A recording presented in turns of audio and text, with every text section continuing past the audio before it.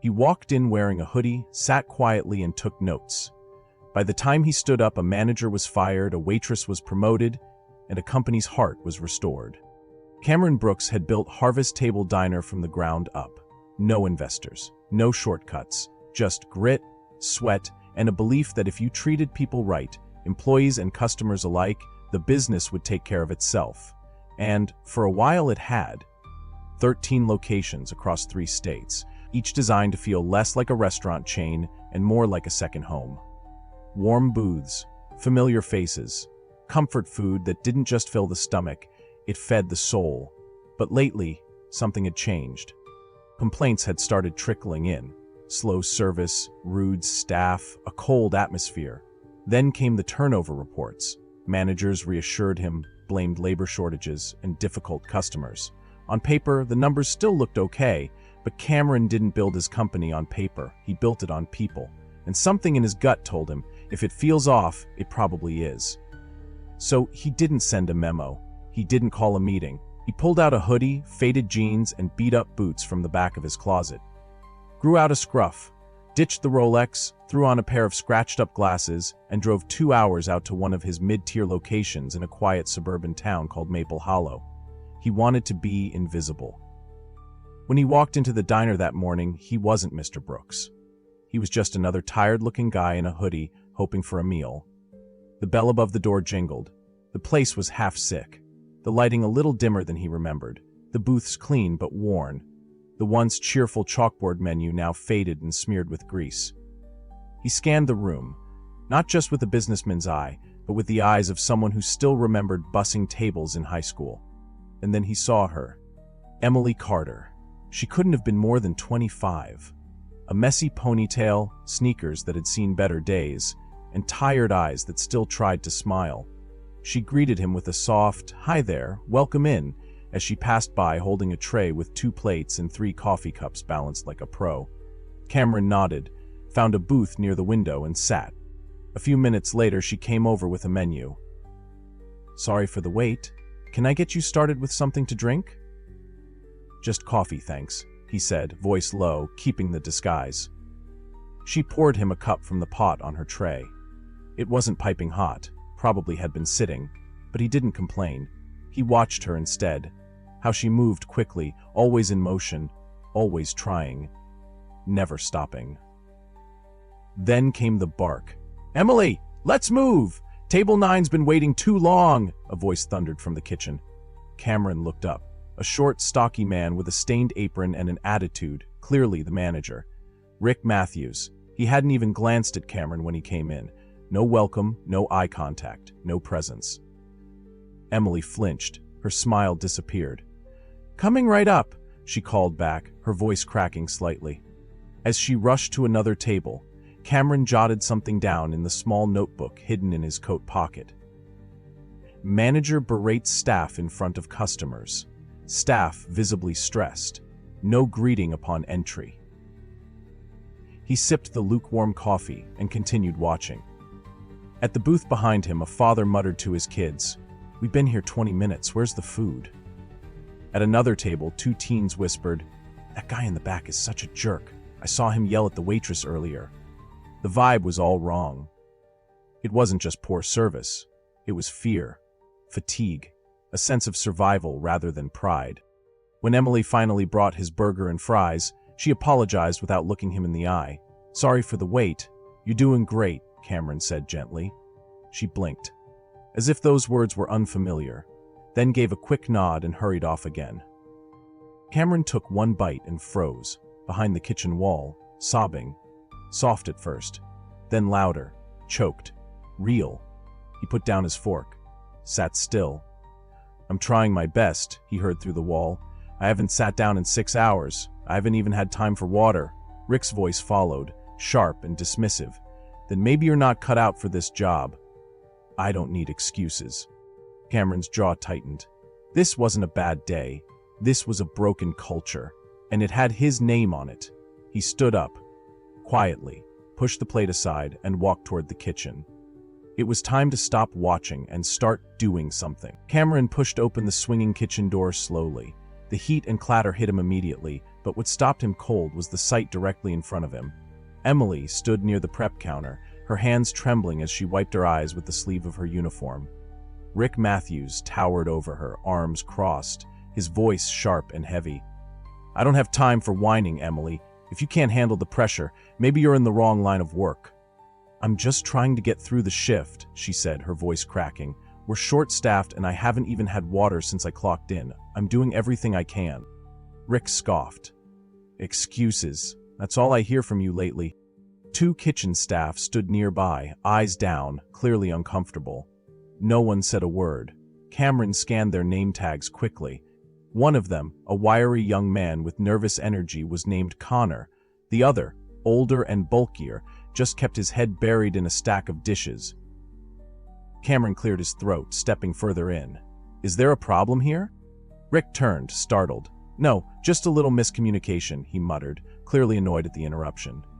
Emily looked up in surprise, her cheeks still damp. "I'm sorry," she whispered, almost reflexively. Cameron shook his head gently. "She looks like she needs a break. Why don't you let her sit down for a few minutes?" Rick laughed dryly. "We don't have time for breaks during the lunch rush." "There's always time to treat people with respect," Cameron said calmly. There was a pause, a long one.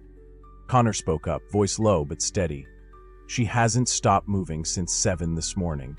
She hasn't even had a second to fill her water bottle."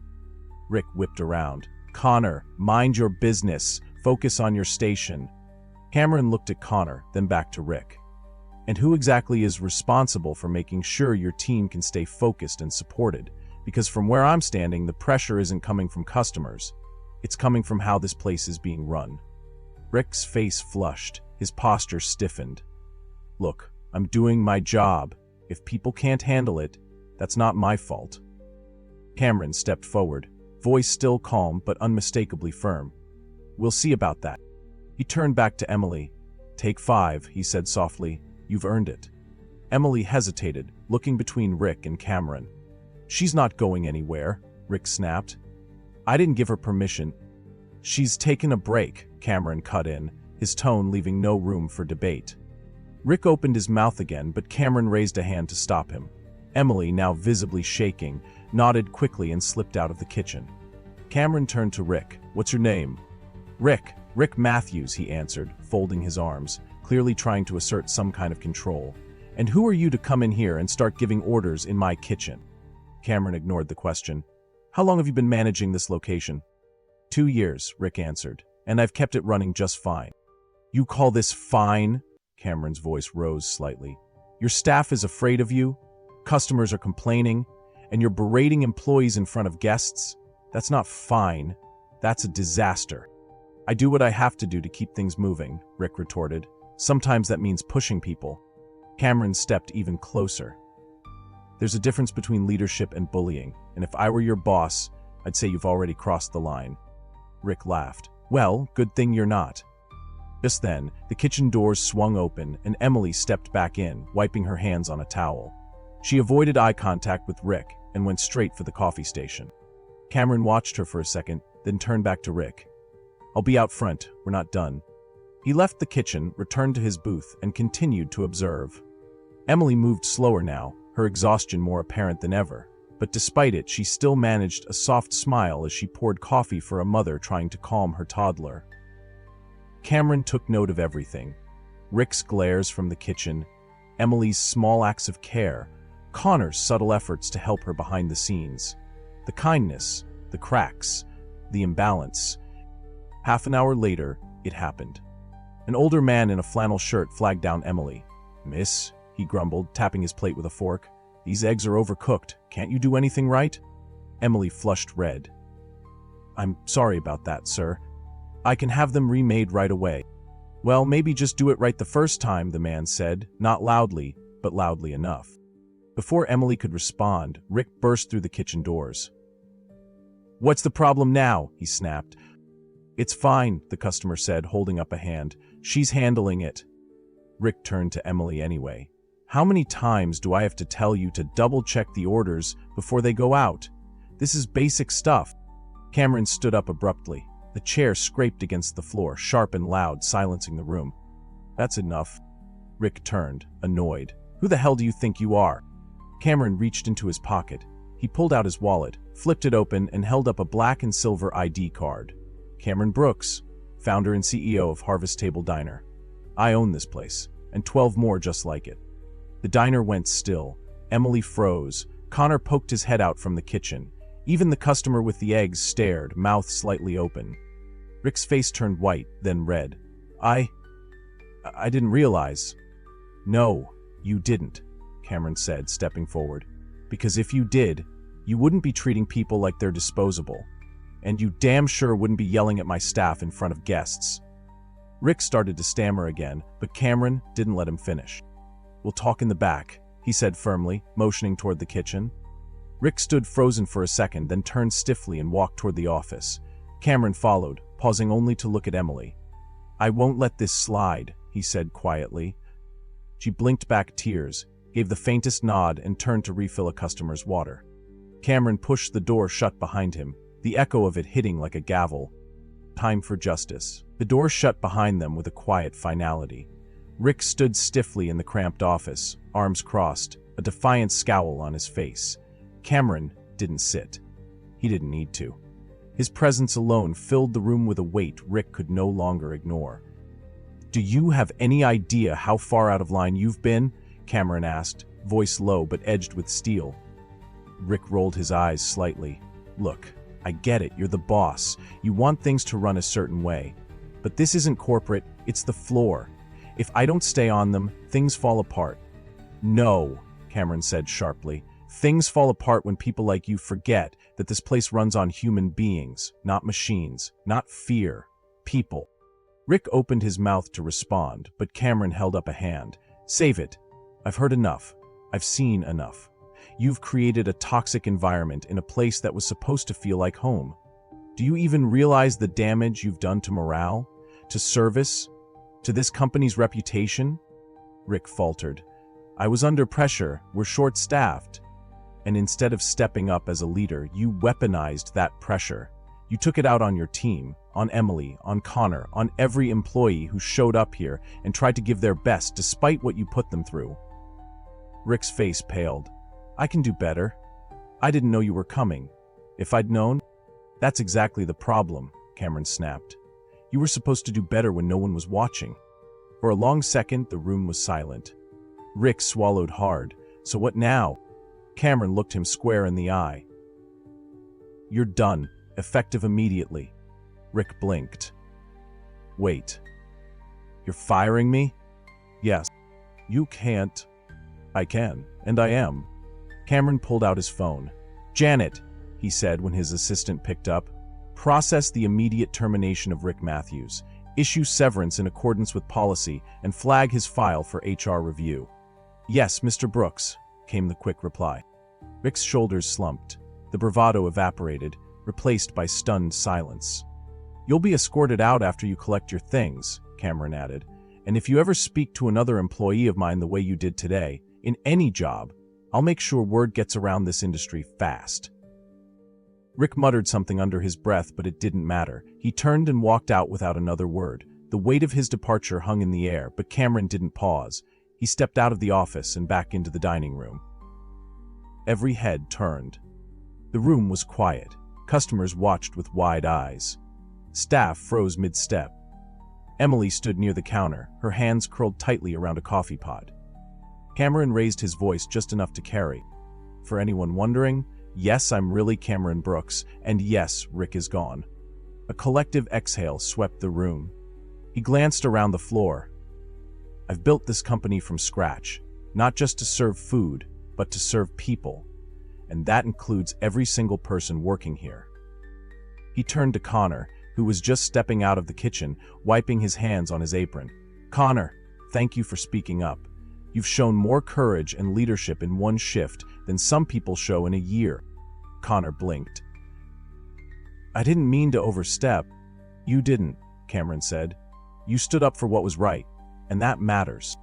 Then he looked to Emily. She was still frozen, as if waiting for the next blow to fall.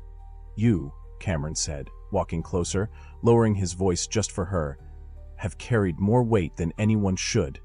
You held this place together when no one else would. I saw it. I heard it. And I'm not going to let it go unseen anymore." Emily's lips parted, but no words came. Her eyes shimmered with something between relief and disbelief. Cameron continued, "Finish your shift, if you're able, then meet me here after close, you and Connor both. We've got more to talk about." She nodded slowly, the tension in her shoulders beginning to ease. He turned back to the room. "Things are going to change around here. That's not a threat. That's a promise." A few customers clapped. One even stood and said, "It's about time someone cleaned house." Cameron gave a small nod of thanks, then stepped outside, pulling out his phone again. "Janet," he said as he walked toward his car, "I'll be staying local for a few days. Clear my schedule. And I want full employee reports on Maple Hollow. Start prepping for a team-wide reset. We've got work to do." "Right away, sir," she said. As Cameron slid into the driver's seat, he glanced back at the diner through the windshield. Emily was helping an elderly customer with his jacket. Connor was already back behind the line. The kitchen felt lighter. The energy changed. Cameron exhaled. This wasn't just damage control. This was personal. And he wasn't finished yet. The last customer had left. The lights were dimmed low, casting a quiet warmth across the dining room. Plates were stacked, coffee pots emptied, and the diner, for the first time that day, felt still.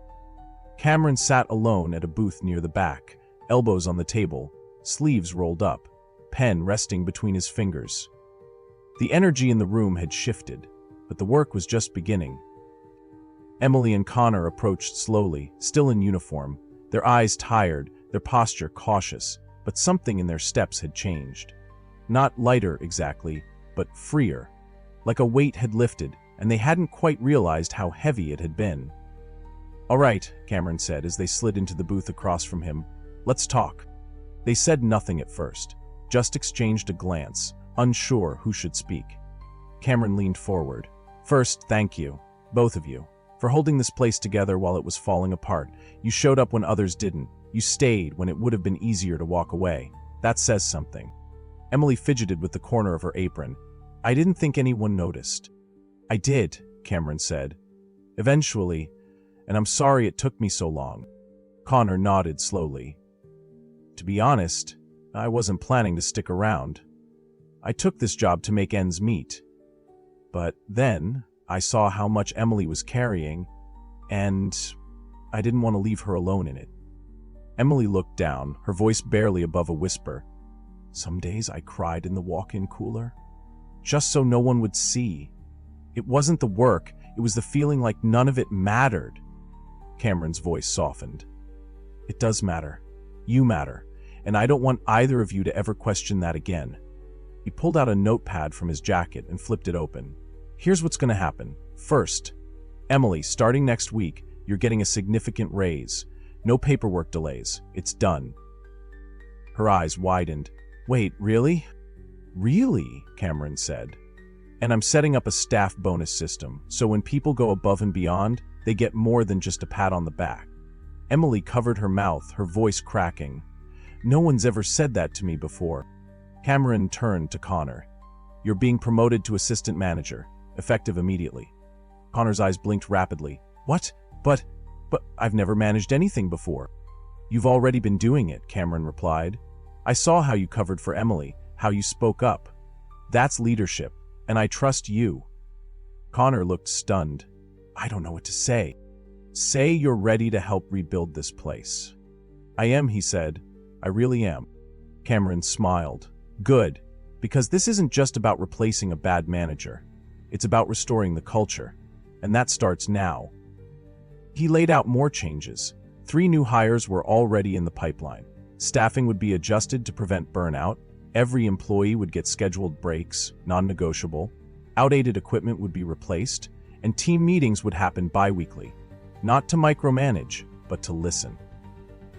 Emily's shoulders eased as he spoke, like every sentence peeled off another invisible burden. Connor sat straighter, his hands no longer fidgeted but rested firmly on the table. "This diner will become what it was meant to be," Cameron said, "a place where people feel seen, heard, valued. Not just the customers, but the people who serve them."